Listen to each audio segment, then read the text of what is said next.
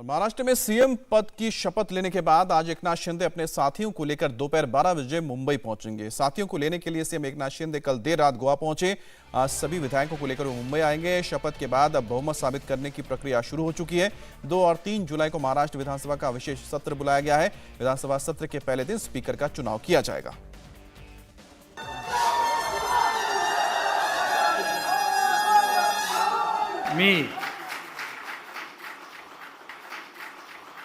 एकनाथ संभाजी शिंदे ईश्वर साक्ष शपथ घेतो की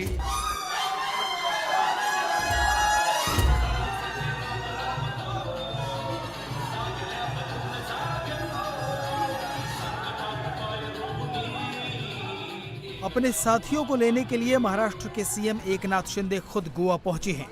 जिन समर्थकों के दम पर एकनाथ शिंदे ने उद्धव ठाकरे को चुनौती दी थी, जिनके दम पर महाविकास आघाड़ी की सरकार गिराई, जिनके दम पर वो सीएम बने, आज उन्हीं साथी विधायकों को लेकर एकनाथ शिंदे मुंबई लौट रहे हैं।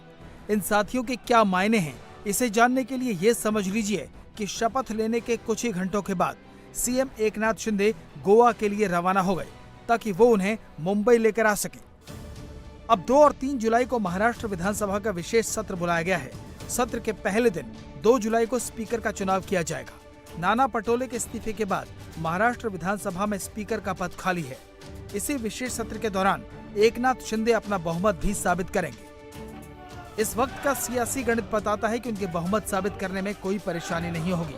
हालांकि गुरुवार शाम को हर शख्स उस वक्त चौंक गया जब देवेंद्र फडणवीस ने एकनाथ शिंदे के सीएम बनने का ऐलान किया और खुद सरकार से बाहर रहने की बात की। हालांकि पार्टी के निर्देश के बाद फडणवीस ने डिप्टी सीएम पद की शपथ ले ली। शपथ लेने के साथ ही शिंदे और फडणवीस की जोड़ी एक्शन में भी दिखी। कैबिनेट की पहली बैठक हुई।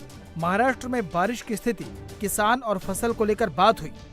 इस सरकार में फडणवीस किस भूमिका में रहने वाले हैं, उसका ट्रेलर भी पहले ही दिन दिख गया। कामकाज संभालते ही डिप्टी सीएम देवेंद्र फडणवीस ने निर्देश दिए कि मेट्रो कार शेड को अरे में ही बनाया जाएगा। एडवोकेट जनरल को इस फैसले की जानकारी अदालत के सामने रखने के निर्देश दिए गए हैं।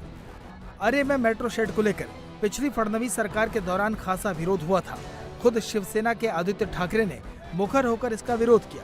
इसके बाद उद्धव सरकार ने इस प्रोजेक्ट को ही रद्द कर दिया। अब नई सरकार आई तो पहले ही बैठक में अरे को लेकर फैसला कर लिया गया। एक दिन के अंदर हुए कई फैसलों ने पूरे दिन लोगों को चौंकाया। महाराष्ट्र में देवेंद्र राज को लेकर पूरा माहौल तैयार हो चुका था। सियासी ताल और दावे ठोके जा रहे थे। पूरे महाराष्ट्र में आ रहे हैं भगवाधारी का नारा गूंज रहा था।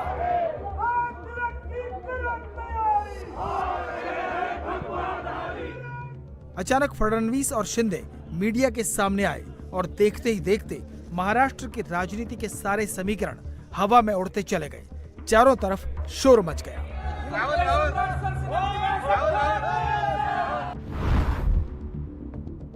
वैसे खबर तो चली गई मराठी में भी। खबर गई लेकिन गहराई लाओ। जी जी।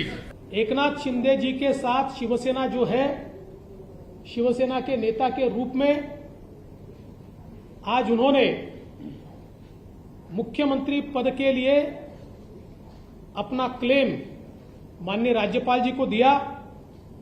भारतीय जनता पार्टी के हमारे गुट ने उनको पूरा समर्थन दिया। हमारे 106 और उसके साथ साथ उनके साथ और हमारे साथ जो इंडिपेंडेंट्स और छोटी पार्टियां हैं, इन सभी के समर्थन का पत्र आज हमने सौंपा है। राजनीति में कुछ भी अप्रत्याशित नहीं होता और महाराष्ट्र में एकनाथ शिंदे का मुख्यमंत्री चुना जाना इसका सबसे बड़ा प्रमाण है।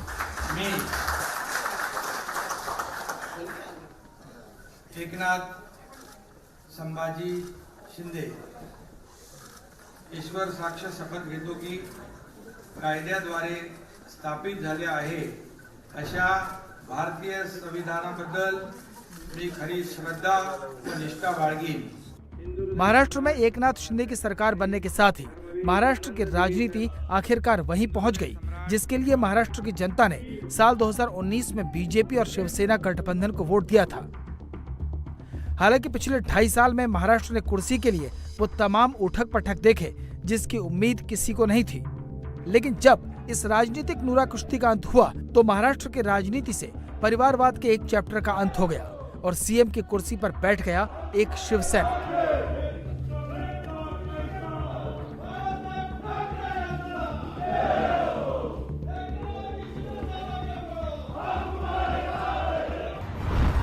पहले भी शिवसेना, अब भी शिवसेना, सरकार वही, बस चेहरा बदला है। ठाकरे गए, महाराष्ट्र में शिंदे राज आया है।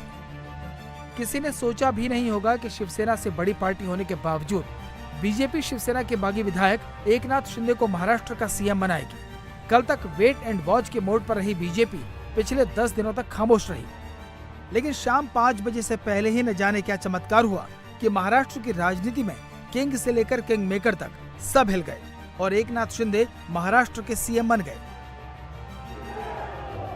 मैं धन्यवाद दूंगा।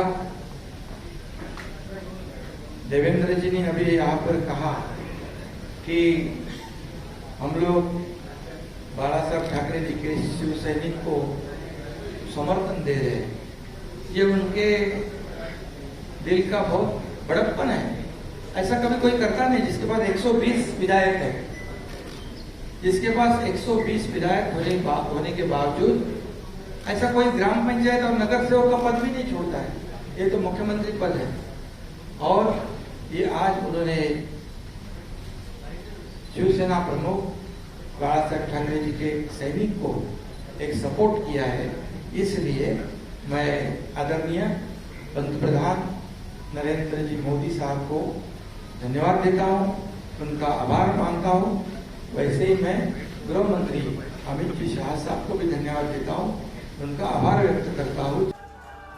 एकनाथ पर दांव खेलकर बीजेपी ने महाराष्ट्र की राजनीति में मराठी और हिंदुत्व के मुद्दे पर अपना स्टैंड एक बार फिर क्लियर कर दिया। इसमें नुकसान सिर्फ उद्धव ठाकरे को ही होने वाला है, क्योंकि महाराष्ट्र के सीएम के तौर पर शपथ लेने के साथ ही एकनाथ स्वाभाविक तौर पर अब बाला साहब ठाकरे के बनाए शिवसेना की विरासत के सबसे प्रबल दावेदार बन जाएंगे। ये दावा इसलिए भी मायने रखता है क्योंकि एकनाथ शिंदे ठाकरे परिवार के बाद शिवसेना के सबसे मजबूत सैनिक माने जाते हैं और सीएम बनने के साथ ही उनकी ताकत में और इजाफा होना तय है। इंडिया टीवी हर वक्त हर जगह डाउनलोड करने के लिए सर्च करें India TV news Google play store या ऐप स्टोर पर।